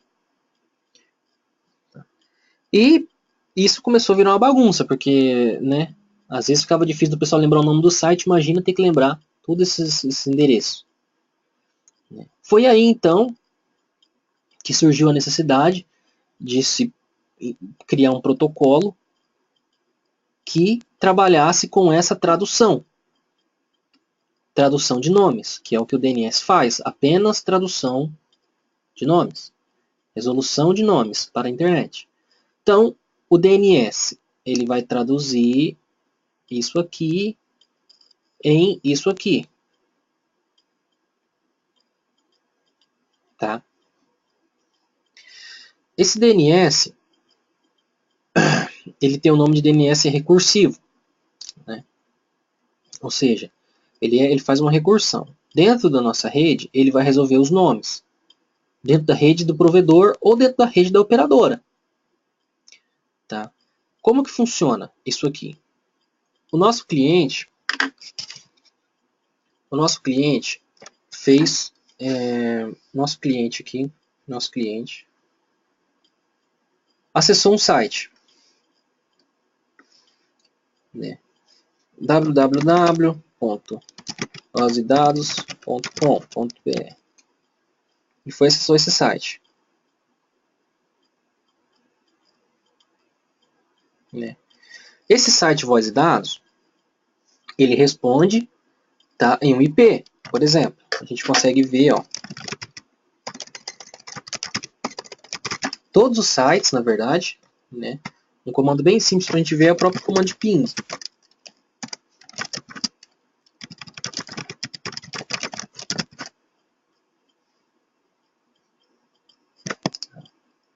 Vamos ver de outro site.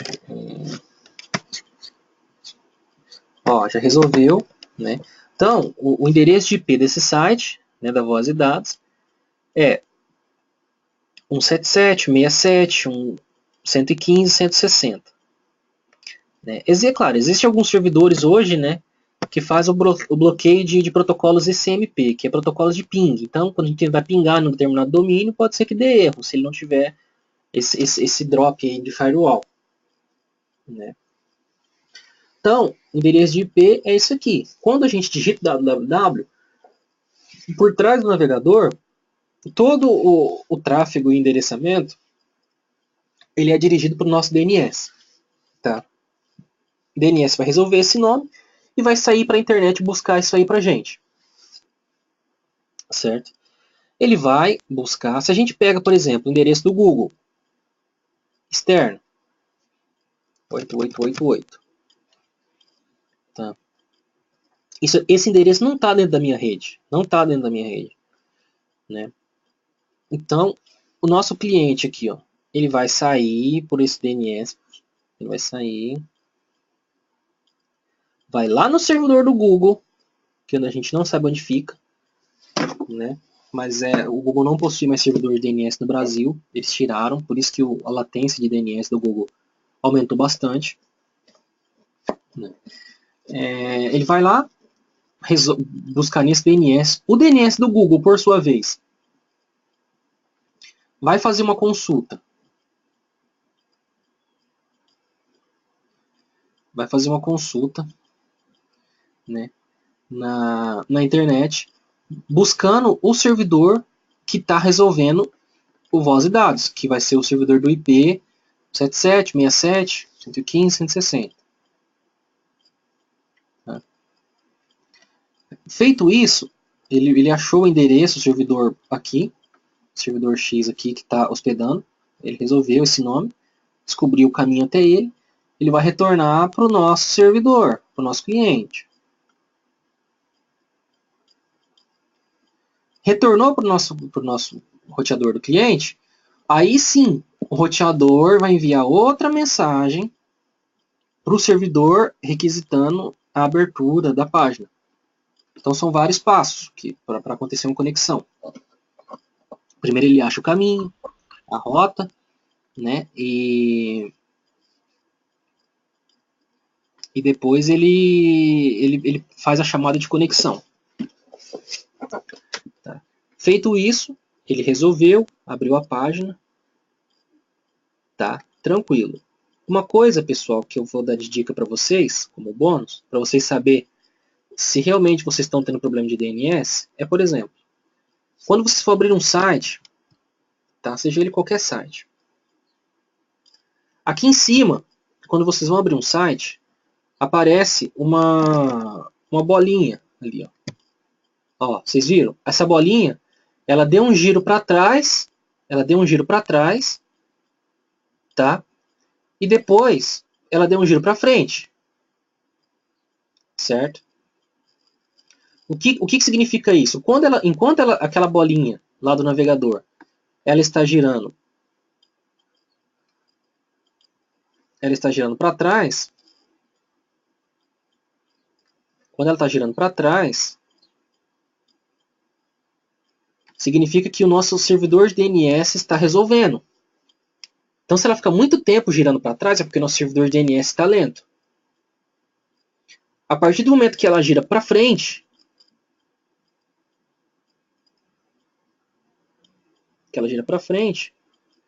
o nosso serviço de DNS acabou. O nosso servidor já resolveu, já deu o caminho. Aí sim é com o nosso link de internet. É ele que está trabalhando agora. Podem fazer o teste aí, quem estiver utilizando o Chrome. Eu não testei em outros navegadores, mas eu acho que devem ter também. Tá? Mas isso aí é um teste que vocês podem fazer que funciona. A partir do momento que ela gira para frente, a página vai abrir. Se ela demorar a abrir, é o seu link de internet que está lento. Se ele demorar a virar para frente, começar a girar para frente, tá? É porque o DNS demorando muito para responder. E aí que entra uma questão. A resolução de DNS. Eu sempre preciso utilizar um DNS público? Não, nem sempre. Tá? Para empresas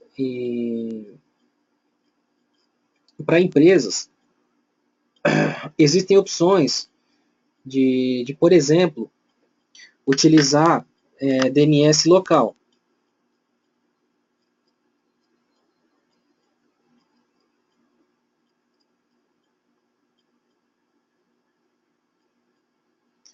Né? Como que é isso? A resolução de DNS local, eu não vou precisar utilizar um DNS público desse. Né? Ou seja, eu vou ter dentro da minha empresa, ou até da minha casa mesmo, se eu quiser, um servidor de resolução de DNS. Esse servidor de resolução de DNS, ele vai resolver para mim de forma local. Ou seja, ele vai sempre estar. Na internet existem os root servers, tá?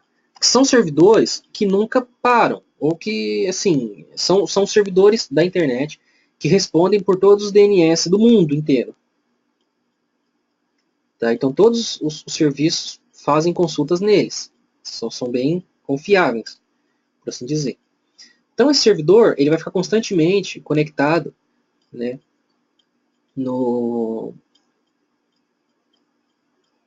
com os nossos root servers fazendo essas consultas. E ele vai armazenar esses dados dentro do nosso servidor. Dentro do nosso servidor. Tá? Feito isso, quando a gente for fazer uma consulta, para a internet, a gente não vai precisar mais percorrer esse caminho todo aqui. Por quê? Porque a gente vai ter um servidor dentro da empresa, dentro da casa, dentro do provedor, dentro, né, que vai estar fazendo essa resolução para a gente e vai salvar esse caminho. Ele vai fazer apenas uma única vez. Eu abri, por exemplo, o Facebook. Eu abri facebook.com.br. Abri. O nosso computador vai enviar para esse servidor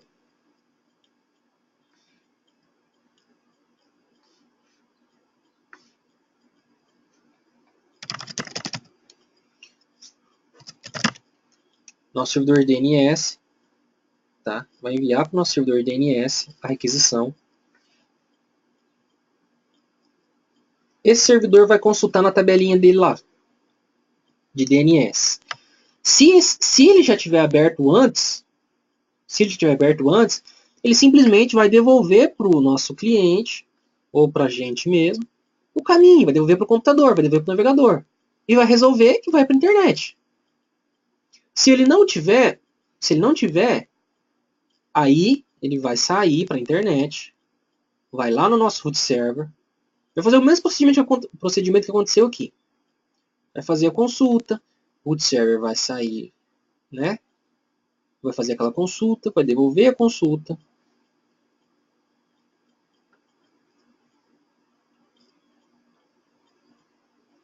Para o nosso servidor DNS.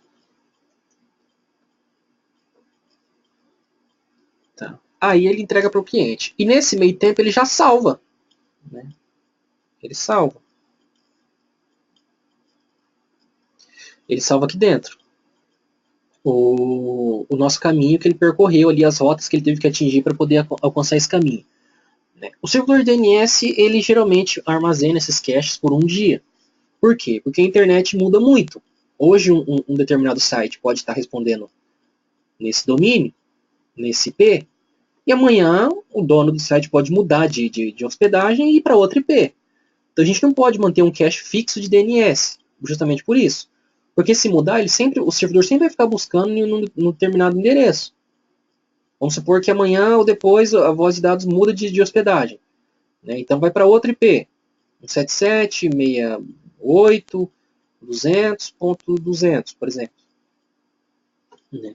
Então se eu tenho isso em cache, né, é complicado, porque ele sempre vai ficar fazendo requisição nesses caches mais antigos, que está dentro do servidor. Ele não vai buscar novo, se ele não atualizar. Então, dentro do servidor de DNS, tem algumas configurações que a gente faz, né, que são os tempos de vida que aquela tabela vai ter. Como que é isso? O tempo de vida da tabela é definido geralmente um dia. Após um dia, ele vai atualizar novamente aqueles dados. Tá? Ou ele atualiza e os que eles não conseguir atualizar, ele vai limpar da tabela, ele vai apagar da tabela, né, justamente para ter esse tempo aí de atualizar novamente com os novos. Se caso não mudar, ele vai salvar de novo, né, mas ele mantém geralmente um dia.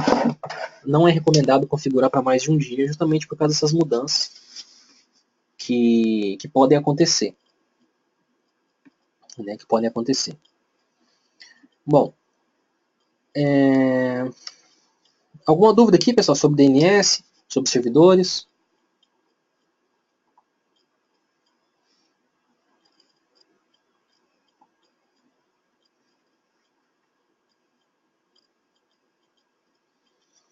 Joia.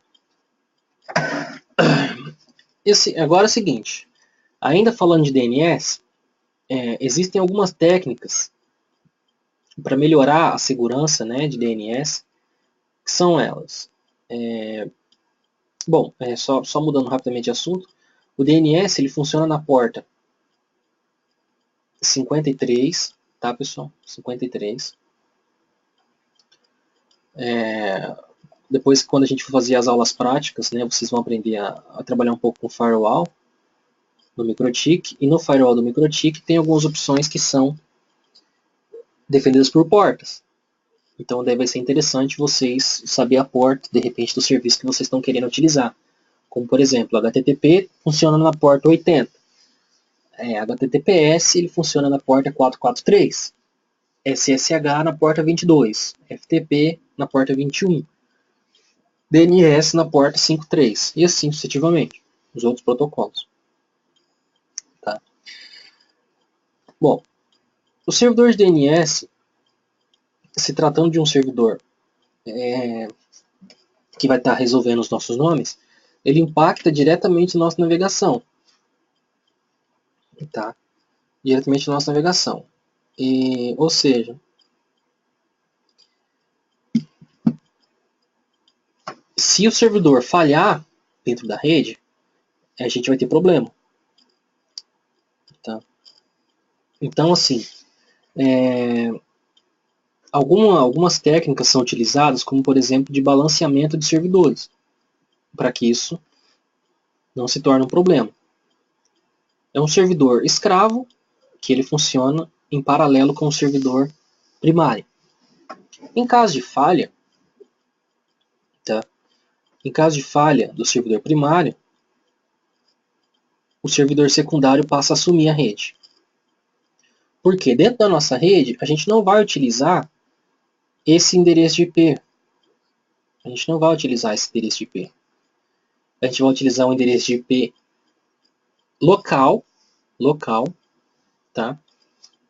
IP privado ali, dentro das nossas máquinas, dentro dos nossos roteadores. Então, assim como o servidor primário e como secundário. Né? Então, assim que um dos servidores falhar, ele vai fazer a busca pelo outro. E dessa forma, garantindo aí essa convergência, né, essa redundância aí entre os dois serviços. Então, isso aqui tem que funcionar perfeitamente alinhado para a gente ter uma boa navegação. Né?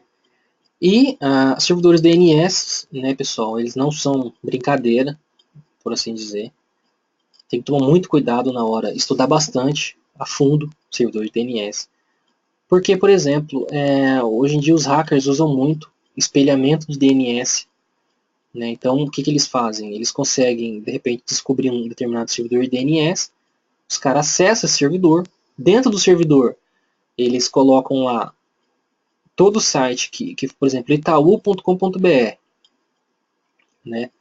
Quando o cara acessar o endereço de IP do Itaú, em vez dele sair do endereço de IP realmente do Itaú, o site oficial do Itaú, ele faça espelho para um servidor de um hacker, por exemplo.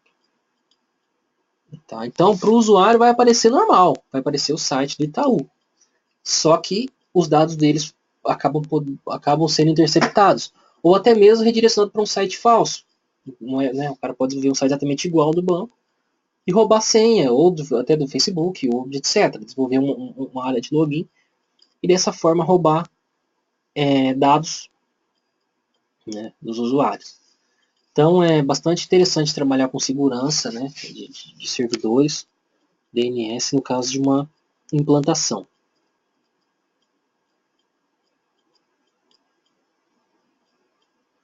A gente não vai simular servidor de DNS, tá? No nosso curso. A gente só está falando sobre ele. Tá? A gente vai utilizar o MikroTik, eu posso mostrar lá como funciona, porque o servidor de DNS ele não tem como subir diretamente no MikroTik. O MikroTik ele não é um servidor de DNS. Tá? Ele faz requisições a servidores de DNS. Para a gente ter um servidor de DNS, a gente precisa ter um sistema, por exemplo, um Linux, né? Que vai ser instalado, o bind 9 ou um bound, né, dentro desse servidor, e daí ali sim configurado tudo isso. Tá, mas aqui a gente vai apenas falar sobre servidores DNS, a gente não vai realmente montar um servidor DNS zero e tal. Tá, mas na hora da aula prática lá de MikroTik eu posso mostrar algumas coisas, tá, relacionadas a isso.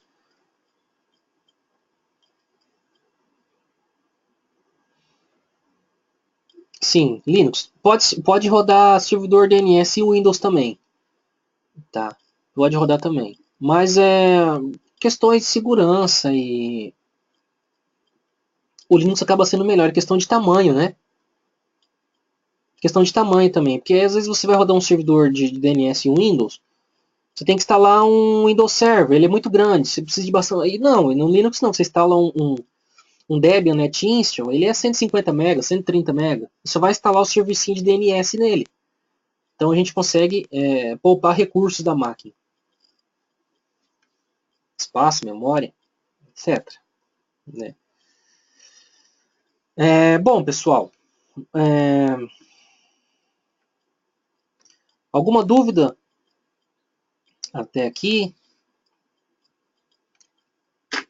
Agora estamos abertos a perguntas aqui de alguma coisa que vocês tiverem.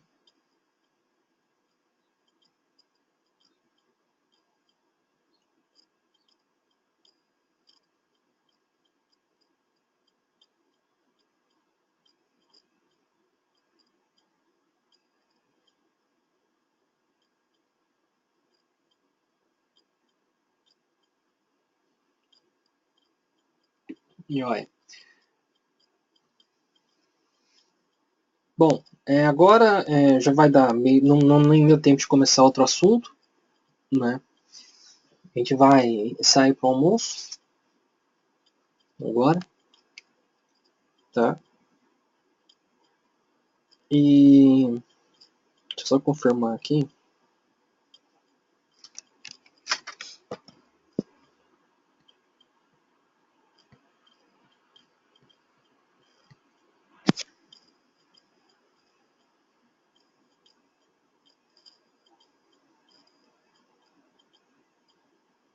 Bom, a gente sim, essa aula vai estar disponível, tá? Toda essa aula está sendo gravada e vai ser postado para vocês assistirem aí no período de até um mês após o curso. A gente vai sair agora para o almoço, pessoal, e retornamos no horário que foi enviado lá na inscrição de vocês. Se eu não me engano é 1 hora, se não me falha a memória. Então, daí a gente retoma com o treinamento. Já deixem os seus equipamentos no jeito, que daí a gente vai fazer alguns laboratórios. Certo? Bom, até daqui a pouco então.